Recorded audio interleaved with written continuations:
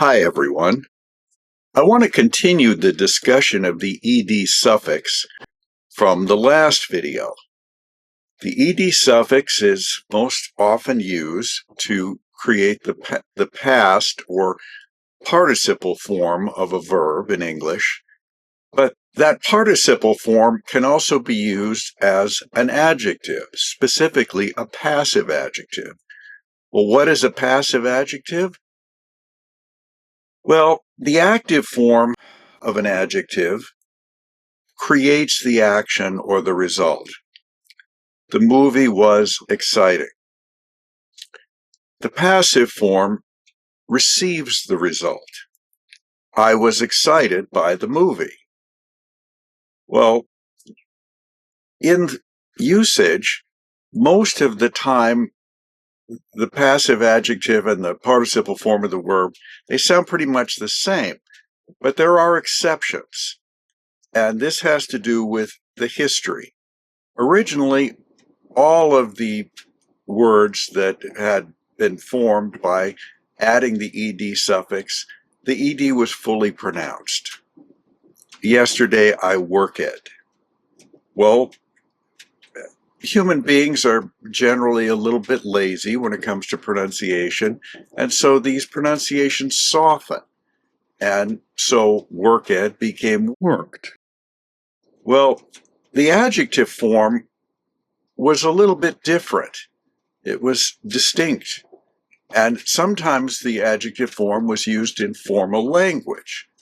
And so there are certain words in English which retain the original fully pronounced version, ed, and these are often adjectives which sometimes are used in formal occasions.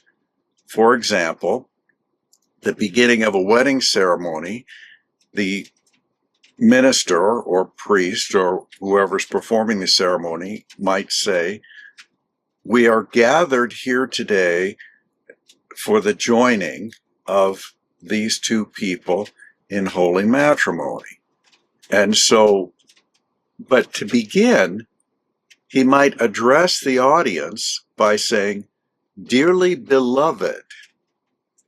Well, the verb form, a participle form of beloved, is beloved, which is I might say, the K-pop star was beloved by his fans. But if I was going to use it as an adjective, I would say the beloved K-pop star had many fans. Similarly, blessed.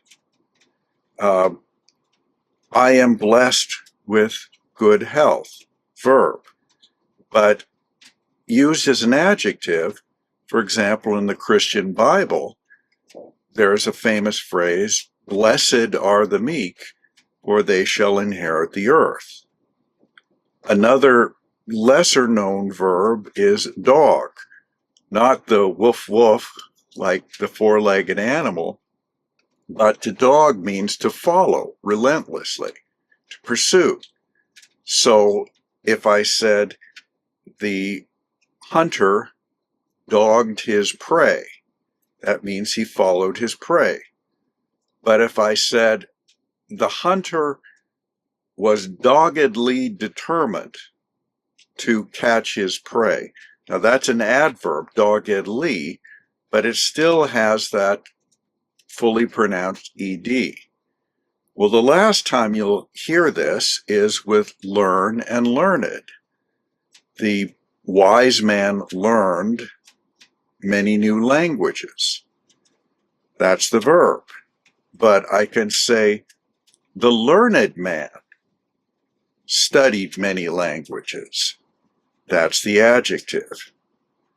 Well, I hope this was interesting to you, and I hope to do more videos in which I talk about not only the pronunciation, but some of the history behind these words and why they changed. I think it makes language learning more fun and more interesting. And please leave your comments below and like if you liked it, and also subscribe.